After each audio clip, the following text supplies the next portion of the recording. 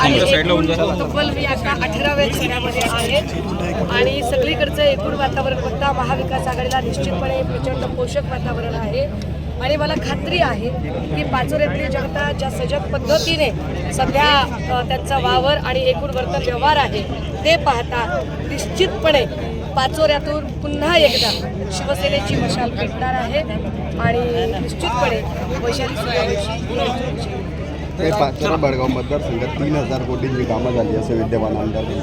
हा मी ऐकलं, पण ते 3000 कोटींची म्हणत असताना मुख्यमंत्री म्हणाले की अरे मी तर 4000 कोटी दिली.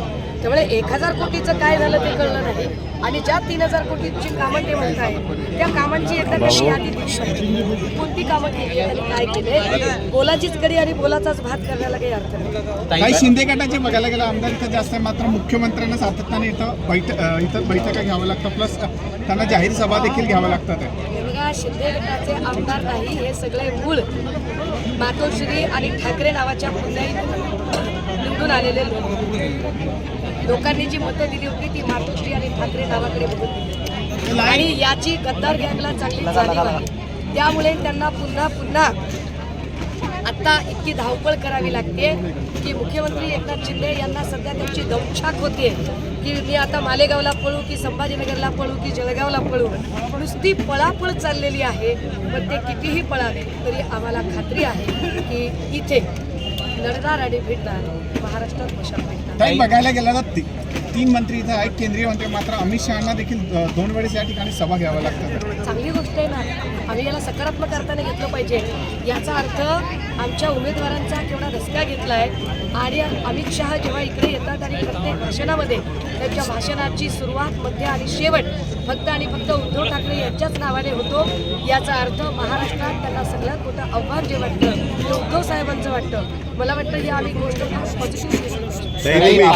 पालघरला मुख्यमंत्री एकनाथ शिंदे यांची बॅग जेव्हा चेक करत होते त्यावेळेस त्यांनी उद्धव ठाकरेंजींना यांना टोमणं मारलेलं आहे की माझ्या बॅगमध्ये फक्त कपडे, युरिन बॅग नाही.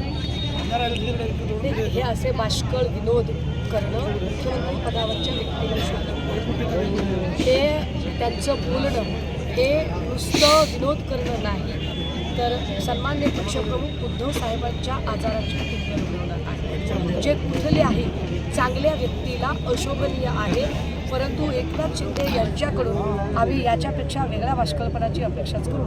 पाचोऱ्यात बघायला गेलं तर वैशालीताई जी आहे मनसेने इथं पाठिंबा दिलेला आहे. नाही, आम्ही जेव्हा कधी बोलतो ना तेव्हा आम्ही असं म्हणतो की मनसैनिक जो महाराष्ट्रातला आहे तो सगळा मनसैनिक हा प्रचंड चांगला मनसैनिक आहे. पण या मनसैनिकांना वारंवार आपल्या निर्णयाला आपल्या मनाला मुरड घालावी लागते, कारण निर्णय घेताना दर वेळेला त्यांना त्यांचे नेते अडचणीत आणतात. त्यामुळे आमच्या मनसैनिकावर राग असायचं काहीच कारण नाही. तुम्ही जर नीट काळजीपूर्वक ऐकलं तुम्ही त्याही दिवशी म्हटलं की तुम्ही तुमच्या एका जागेसाठी सगळ्या मनसैनिकांचा बळी घेता. त्यामुळे सगळ्या मनसैनिकांबद्दल माझ्या मनात अपार आदराची भावना. काही बघायला गेलं वैशाली सूर्यवंशी या पहिल्यांदा निवडणूक लढता पाचोऱ्यामध्ये, मात्र आमदार हे 2 वेळेस झाल्यानंतर या ठिकाणी मुख्यमंत्र्यांना निवडणुकीसाठी प्रचार करावा लागतात. वैशालीताई जरी पहिल्यांदा निवडणूक लढत असल्या तरी वैशालीताई या कृषी कन्या आहेत. कृषी क्षेत्रातलं सगळ्यात मोठं भरीव काम आशिया खंडात ज्याची वाखाणणी होते त्या निर्मल सीड्सचे उद्गाते असणाऱ्या आरो तात्यांच्या त्या कन्या आहेत. त्यामुळे त्यांची पाळंमुळं इथल्या पंचक्रोशीमध्ये घट्ट रुजलेली आहे. त्याच पाळंमुळं रुजलेली होती म्हणूनच किशोर पाटलांना जोपर्यंत आरो तात्यांचा त्यांच्यावर हात होता तोपर्यंत निवडणुका जिंकणं शक्य होतं. परंतु आरो तात्यांच्या निष्कलंक चारित्र्याला गद्दारीचा डाग लावण्याचं पाप जे त्यांनी केलं ते पाचोऱ्याची जनता अजिबात सहन करणार नाही आणि कदाचित याचीच भीती आता एकनाथ शिंदे किंवा या सगळ्या गद्दार घालतात. काही चाळीसगावला अमित शहा यांची सभा झालेली आहे. या सभेमध्ये अमित शहा असंही म्हटले की राहुल बाबा जे संविधानाबद्दल बोलतात त्या संविधानामधले आतमधले पानं हे कोरे आहे, तपासून मी आत्ता तेच ट्रॅफिकमध्ये मला इकडे संविधानाची प्रत आणता आली नाही, पण मी प्रत्येक सभेमधून ती प्रत दाखवते. इंडियन कॉन्स्टिट्यूशनची जी ओरिजिनल प्रत आहे ती ओरिजिनल प्रत ही लाल रंगाची प्रत आहे. परंतु अमित शहा यांचा काही संविधानाशी संबंध असायचा कारणच नाही.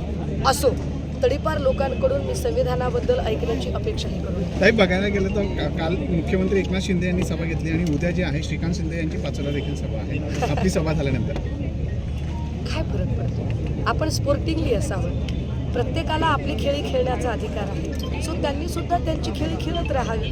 आम्हाला त्याच्याबद्दल काही बोलायचं नाही. पाचोऱ्याच्या आमदारांची 40 कोटीने 5 वर्षात प्रॉपर्टी वाढलेली आहे.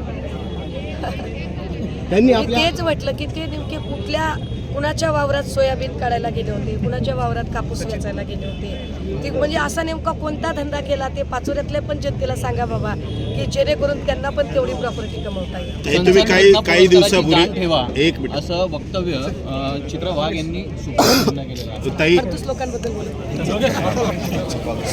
बंगाल